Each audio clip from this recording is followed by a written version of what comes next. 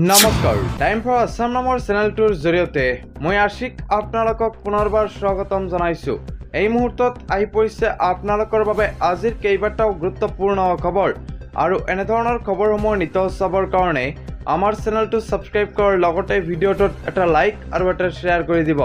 তেন্তে আহক বন্ধু বান্ধৱীসকল আজিৰ খবৰকেইটা আৰম্ভ কৰক।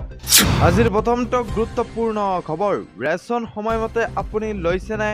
কিবা অনিয়ম হলেই অভিযোগ দিয়ক 180034533611 নাইবা 1967 নম্বৰত আপুনি দিয়ক অভিযোগ। জেললৈ যাব লাগিব ৰেচনৰ দোকানীয়ে।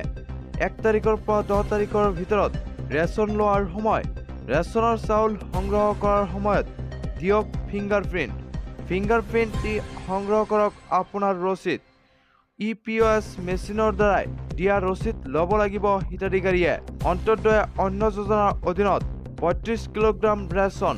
অগ্ৰাধিকাৰ পৰিয়ালৰ প্ৰতিগৰাকী সদস্যই লাভ কৰিব 5 কিলোগ্ৰামকৈ ৰেচন।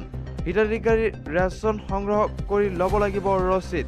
1 তাৰিখৰ পৰা 10 তাৰিখলৈ দিনজোৰাকৈ খোলা ৰাখিব লাগিব ৰেচনৰ দোকান। ৰাজ্যৰ খাদ্য ৰাজহুৱা বিতৰণ আৰু গ্ৰাহক পৰিক্ৰমা বিভাগে জাৰি কৰিলে বিশেষ বিজ্ঞাপন।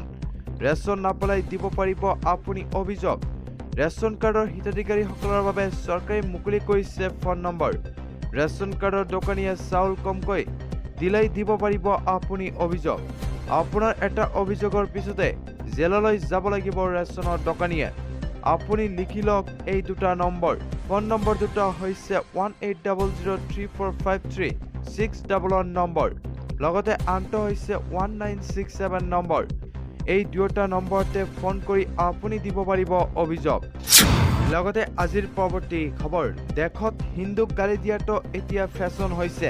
হিন্দুসকলক মিছা অপবাদ দিয়াৰ ষড়যন্ত্ৰ কৰা হৈছে। এইদৰে এইবাৰ ডাঙৰ মন্তব্য কৰিছে প্ৰধানমন্ত্ৰী মোদীয়ে। লোকসভাত বিৰোধীক সমালোচনাৰে ঠকা-হৰকা কৰে প্ৰধানমন্ত্ৰী নৰেন্দ্ৰ মোদীয়ে। ৰাষ্ট্ৰপতিৰ ভাষণৰ ধন্যবাদসূচক প্ৰস্তাৱ আলোচনাৰ উত্তৰ দিয়ে এইবাৰ প্ৰধানমন্ত্ৰী নৰেন্দ্ৰ মোদীয়ে। নিজৰ ভাষণত কংগ্ৰেছক সমালোচনাৰে কথা-হৰকা কৰিলে এইবাৰ মোদীয়ে। নিজৰ ভাষণত বিভিন্ন বিষয়ত বিৰোধীক তুলাধনা দিয়ে প্ৰধানমন্ত্ৰীগৰাকীয়ে। মোদীয়ে কয়, দেশে বিকাশৰ পথ বাছি লৈছে, বিকশিত ভাৰত বিচাৰিছে।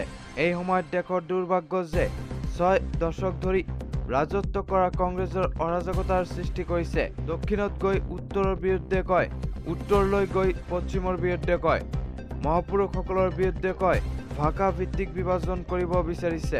কংগ্ৰেছে মুকলিকৈ এটা জাতিৰ বিৰুদ্ধে আন জাতিৰ যুঁজ লগোৱাৰ চেষ্টা কৰিছে। অৰাজকতা সৃষ্টিয়ে তেওঁলোকৰ উদ্দেশ্য। লগতে মোদীয়ে কয় যে কাক লৈ অৰাজকতাৰ সৃষ্টি কৰিছে দেখিছে।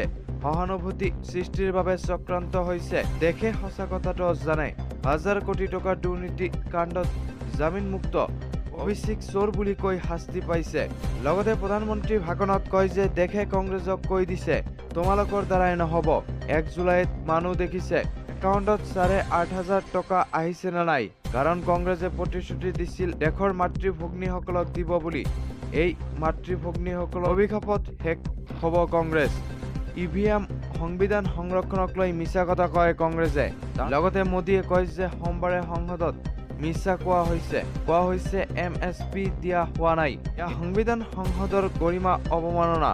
সোমবাৰে যি হৈছে সেয়া গুৰুত্ব নিদিয়াকৈ চালে গণতন্ত্ৰ ৰক্ষা কৰিব পৰা নাযাব।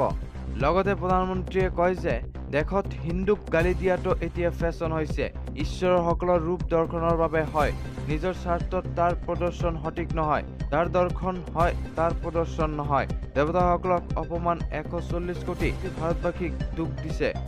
নিজৰ ৰাজনীতিৰ বাবে এনেধৰণৰ খেলা কৰিছে। দেশে কিদৰে ক্ষমা কৰিব?